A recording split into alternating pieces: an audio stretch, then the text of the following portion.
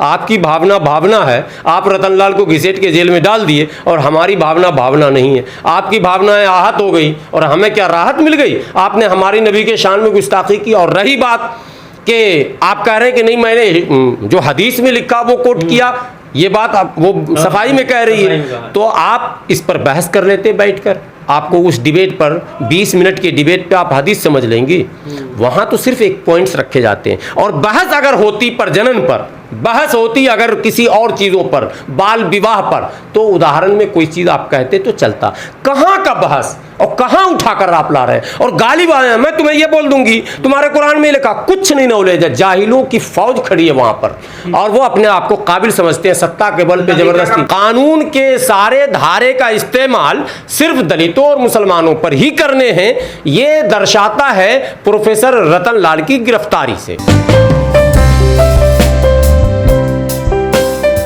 नुपुर शर्मा ने जो अपराध किया है, भारतीय संविधान में जब प्रोफेसर रतनलाल के सोशल मीडिया पर टिप्पणी पर एक एफआईआर पर रात के अंधेरे में पुलिस उठाकर ले जा सकती है जेल में, तो फिर नुपुर शर्मा को छोड़ने का क्या मतलब? मैं एक बात साफ शब्दों में कहता हूँ, भारत के अंदर एक डेमोक्रेसी में नया रूल शुरू किया गया है, और वो रूल ये है कि एक ही जुर्म यदि मनुवादी विचारधारा के लोग करेंगे तो वो काबिले माफ़ी है, और अगर SC ST OBC के लोग करेंगे, माइनॉरिटी के लोग करेंगे, तो उन्हें जेल की सलाखों में डाला जाएगा। आपको याद होगा दिल्ली के जंतर मंतर पर मुल्ले काटे जाएंगे के नारे लगे थे, और वो भी भारतीय जनता पार्टी का बड़ा लीडर था, कोई छोटा लीडर नहीं था।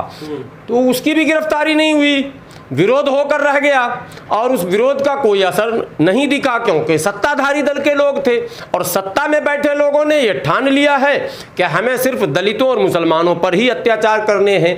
कानून के सारे धारे का इस्तेमाल सिर्फ दलितों और मुसलमानों पर ही करने हैं, ये दर्शाता है प्रोफेसर रतनलाल की गिरफ्तारी से। नहीं, सजा क्या पार्टी से निकाल दिया? आप लोगों को इतिहास नहीं पता होता, पत्रकार है, सुनिए, ये तो पार्टी से निकाला। पार्टी को लात मार के स्वर्गीय कल्याण सिंह गए थे, अपनी पार्टी भी बना ली थी, और मुलायम सिंह से गले भी मिल लिए थे, और हेलीकॉप्टर से भी घूम रहे थे। भारतीय जनता पार्टी ने राज्यपाल बनाया कि नहीं बनाया? राज्यपाल बना, बेटा को सांसद बनाया कि नहीं बनाया? बेटा को फिर मौका दिया कि नहीं? पार्टी को लात मार के सुश्री उमा भारती गई थी, पार्टी ने फिर उसको नेता बनाया, केंद्र में मंत्री बनाया, नहीं बनाया? जो पार्टी को लात मारा, जब उसको आपने अपना लिया, तो इसको तो आपने ऐसे ही किया जैसे बेटा जब कोई बदमाशी करता है ना मोहल्ले टोले में, और भीड़ जब उसको पकड़ती है तो बाप जाता है, पहले बेटे को 2 लप्पड़ मारता, चल हरामखोर बदमाश कहीं का, तो शरारत करता रहता है, चल घर आने के बाद बाप कहता है बेटे को, बेटा अगर वहां पर हम ऐसे नहीं करते तो माहौल बिगड़ जाता और वो लोग तुम्हारे ऊपर हमला कर देते। ये किया भारतीय जनता पार्टी ने, कार्रवाई नहीं हुई है। यही तो मैं कह रहा हूं। अभी जो कुछ आप कह रहे हैं कि ब्राह्मण होने के कारण हटाया गया, अरे हटाया कहां गया? वो तो कागज का एक टुकड़ा है जिसमें लिख दिया गया कि मैं निष्कासित कर रहा हूं। अभी राजेंद्र नगर में उपचुनाव हो रहा, जाइए, नुपुर शर्मा प्रचार करते दिखेंगे, नवीन जिंदल प्रचार करते आपको नजर आएंगे भाजपा के। ये लोग पैदाइशी भाजपाई है ना भाई, ये हट नहीं सकते हैं, ये वैचारिक दृष्टिकोण से उस पार्टी में है। इनको तो सिर्फ चूंकि दबाव था काफी बाहर का, और अब पता चला कि भारत में भी देश का दबाव है, इसका मतलब भारत में अभी बहुत कुछ माने सुपर पावर। देखिए, अमेरिका किसी का दबाव सुन रहा, रूस किसी का दबाव सुन रहा, पूरी दुनिया प्रतिबंध पे प्रतिबंध लगा, कोई फर्क नहीं पड़ रहा। देश के लोगों का दबाव, कोई दबाव नहीं है, नहीं हुआ। मैं यही तो कह रहा हूं कि मुट्ठी भर भगवाधारियों ने प्रोफेसर रतनलाल के खिलाफ हंगामा किया और एक FIR लिखवा दिया, और कहीं कोई प्रतिक्रिया नहीं हुई थी देश में, सिर्फ दिल्ली में हुई थी, और दिल्ली पुलिस उठी और रतनलाल को पकड़ के घसीट के जेल में जाके बंद कर दी। ये है कानून। तो क्या वही कानून, वही धारा, जब पूरे देश में हंगामा हो रहा है और नतीजा यह है कि विदेशों में भी हंगामे हो रहे हैं, तो क्यों आप जो है नुपुर शर्मा को जेल में डालने से बच रहे हैं? भारतीय जनता पार्टी के चरित्र को समझने के लिए 3-4 बातों को समझना होगा। प्रोफेसर रतनलाल की गिरफ्तारी मैं इसलिए बोल रहा हूं कि ये करंट मामला है, इसलिए मैं बार बार उसका उदाहरण दे रहा हूं, अन्यथा आपको समझना, इंस्पेक्टर सुबोध के हत्यारे को इंस्पेक्टर सुबोध के हत्यारे को माला पहनाकर पार्टी ने स्वागत करके अपने दल में शामिल कर लिया। तबरेज के हत्यारे को केंद्रीय मंत्री जाते हैं, भारतीय जनता पार्टी के केंद्रीय मंत्री, और माला पहनाकर स्वागत करते हैं। उनको क्यों नहीं निकाला पार्टी से? उनको क्यों नहीं निकाला अपने पार्टी से? और सुनिए, राजस्थान में जो अफराजुल की हत्या जिसने की, उसमें जिन लोगों की माने मिली भगत दिखी, वो सब भाजपा में पाए जा रहे हैं। तो जितने ये मॉब लिंचिंग में लोग हैं, उनको तो भाजपा हीरो बना रही, तो नुपुर शर्मा को भाजपा कैसे हटा देगी? क्या ये एक बड़ी वजह है कि जिस तरह से प्रोत्साहन मिलता रहा है और इनके हौसले बुलंद हो रहे, एक के बाद एक, अब जो है नबी तक पहुंच गई? देखिए, देश के बहुसंख्यक भाई जो हमारे बड़े भाई हैं, हिंदू भाई, उनसे मैं आप लोगों के चैनल के माध्यम से विनती करता हूं।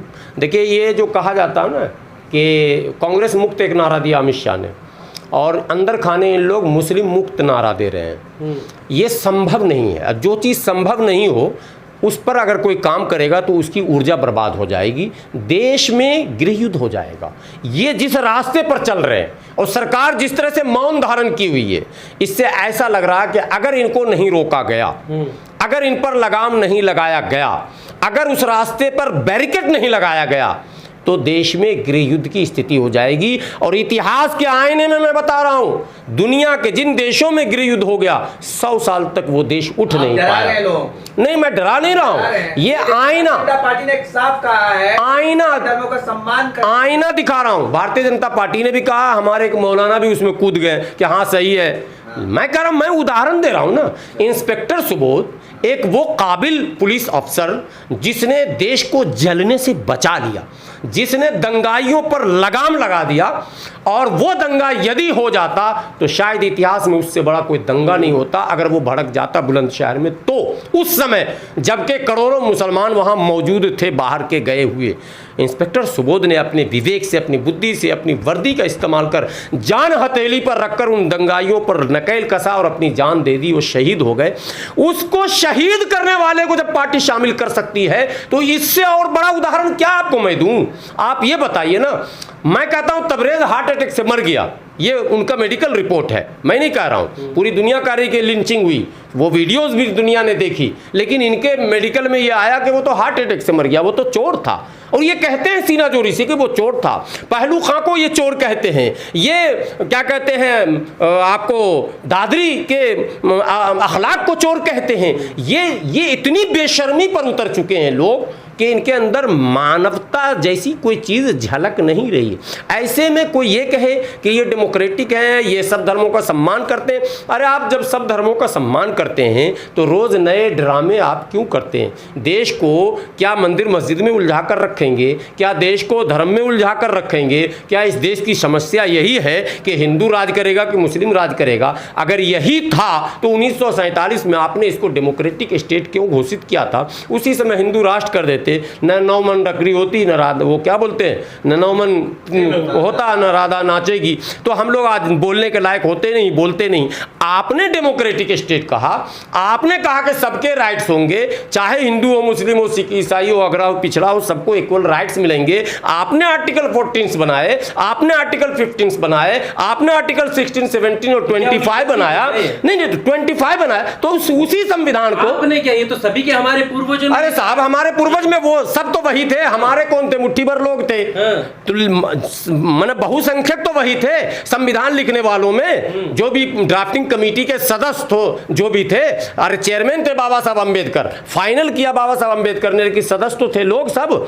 आपने क्यों बनाया साहब? आज उसी आर्टिकल 25 का हवाला जब हम देते हैं तो आप कहते हैं नहीं, अजान नहीं दोगे, नहीं कुरान नहीं पढ़ोगे, नहीं मस्जिद नहीं रखेगी, इसमें हनुमान। अरे अब वो दिन भी आने वाला, ये लोग यही कर रहा, आगे सोच ली, यही कर रहा।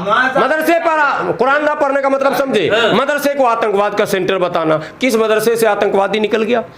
ये आप बताइए, आप एक उदाहरण दे दीजिए किसी मदरसे से आतंकवादी पकड़ा गया हो। ये कहते इसलिए हैं कि ये चाहते हैं कि वो पढ़े नहीं, ये कहते इसलिए हैं ये चाहते हैं वो अच्छी बात सुने नहीं। वो चाहते हैं कि बच्चे जो है धार्मिक तालीम के अलावा, हाँ, जो अलावा मैं हूं ना उदाहरण, आओ ना भाई जिसको आना है। मैं तो पीएचडी किया हुआ हूं, मैं भी तो मदरसे में पढ़ा हूं, मैं मदरसे में पढ़कर पीएचडी किया हूं। अरे आप तो एक होंगे, एक नहीं, अब अनेकों हैं, बाकी सब बच्चे तो अनेकों हैं। और देखिए जनरेशन, बाकी बच्चे मतलब देश के सारे बच्चे पढ़ लिए थे, मुसलमान ही नहीं पढ़ा था। मदरसों का डिजिटलाइजेशन हो रहा है तो इसमें होना चाहिए ना, हम समर्थक हैं। हाँ, तो वो भी तो यही कह रहे हैं, आधुनिकीकरण। एक हाथ देखिए प्रधानमंत्री नहीं कह रहे कि एक देखिए, हाथ में कुरान दूसरे हाथ में साइंस नहीं, प्रधानमंत्री कहते हैं, प्रधानमंत्री के कहनी और करनी में अंतर है। कोई भी चीज़ जब हम अपने बेटे के लिए शर्ट खरीदते हैं ना सर, तो हम बेटा को बाजार ले जाते हैं, बेटा ज़रा तुम अपनी पसंद भी बता दो। खरीदना शर्ट है, बजट हमें पता है, बाप को पता है, ये बहुत लॉजिकली बात मैं कह रहा हूँ, बजट भी पता है मुझे, लेकिन फिर भी बेटा को ले जाते हैं उसकी दिलजोई के लिए। कुछ नहीं होगा, रेट नहीं होगा तो कलर तो पसंद कर लेगा कम से कम।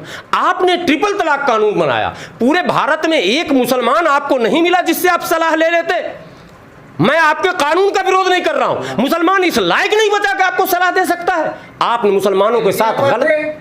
एमजे अकबर थे, तो एमजे अकबर कहाँ गए? अब मीटू में जहां भी गए कहीं नहीं थे, किसी की सलाह नहीं ली गई। एमजे अकबर की औकात वहां वही थी, अब मैं उलट पुलट बक दूंगा तो फिर मुझे भी जेल भिजवा दोगे। आज नकवी साहब उसी लाइन पर चले गए हैं, उनकी भी छुट्टी का बढ़िया बिस्तर तय हो रहा। ठीक है, मुस्लिम मुक्त भारत। सुनिए, मुस्लिम मुक्त पहले मंत्रिमंडल होगा, वो हो गया। अब 10 दिन 20 दिन महीना दिन छुट्टी होनी है इनकी, क्योंकि राज्यसभा का समय खत्म और दोनों सदन में एक सदन का सदस्य होना जरूरी है मंत्री होने के लिए, तो इनको 6 महीना वक्त रखता है। और वो टिकट भी इनका काट दिया गया रामपुर से। रामपुर में टिकट का घोषणा कर दिया भाजपा ने, लोधी को दे दिया टिकट, तो अब ये संभावना भी नहीं है कि इनको लोकसभा से लाया जाएगा। तो एमजे अकबर के साथ भी यही खेल, ये खेल खेले थे। अरब देशों में सिक्का जमाने के लिए इन्होंने एमजे अकबर का इस्तेमाल किया। एमजे अकबर ट्रिपल तलाक में आरिफ मोहम्मद खान से पूछा गया, लेकिन आरिफ जिसकी पहचान भाजपा की हो चुकी है उसके अतिरिक्त आपने किससे पूछा? ये एक सवाल। दूसरा सवाल है, आपने कानून लाया किसान का, किसी किसान से नहीं पूछा। आपने कानून लाया, जितने कानून इन्होंने लाए मनमानी, जो मन में आया कर दिया। बेलगाम सरकार तो खुद काम कर रही है, मन माने फैसले हो रहे हैं, मन माने। इनके मंत्री खुद रो रहे हैं सर पकड़ के कि हमसे भी नहीं पूछा जा रहा। 2 व्यक्ति इस देश को चला रहा, बस 2 ही व्यक्ति। अरुण सोरी कहते हैं 2.5 व्यक्ति, नहीं 2.5 कह लीजिए, आधा उनको भी शामिल कर लीजिए, नागपुर वालों को भी, लेकिन 2 ही व्यक्ति चला रहा है सरकार को। ठीक है, तो ये 2-2.5 लोग अगर पूरे भारत को चलाएंगे तो सही निर्णय नहीं होगा, और इस समय सरकार उसी दिशा में जा रही है। नुपुर शर्मा को लेकर जो रवैया भारतीय जनता पार्टी ने अपनाया वो सरासर गलत, बेबुनियाद, और नुपुर शर्मा को निकालना ये तो विदेशियों को दिखाने की बात थी। हम भारत के मुसलमानों ने कहा कि हमारी भी भावना है, आपकी भावना है। आप रतनलाल को घिसेट के जेल में डाल दिए और हमारी भावना नहीं है। आपकी भावनाएं आहत हो गई और हमें क्या राहत मिल गई? आपने हमारी नबी के शान में गुस्ताखी की। और रही बात कि आप कह रहे हैं कि नहीं मैंने जो हदीस में लिखा वो कोट किया, ये बात आप वो सफाई में कह रही है, तो आप इस पर बहस कर लेते बैठकर। आपको उस डिबेट पर 20 मिनट के डिबेट पे आप हदीस समझ लेंगे, वहाँ तो सिर्फ एक पॉइंट्स रखे जाते हैं। और बहस अगर होती प्रजनन पर, बहस होती अगर किसी और चीज़ों पर, बाल विवाह पर, तो उदाहरण में कोई चीज़ आप कहते तो चलता। कहाँ का बहस और कहाँ उठाकर आप ला रहे हैं और गाली वाले हैं। मैं तुम्हें ये बोल दूंगी, तुम्हारे कुरान में लिखा, कुछ नहीं नॉलेज है। जाहिलों की फौज खड़ी है वहाँ पर और वो अपने आप को काबिल समझते हैं सत्ता के बल पे जबरदस्ती।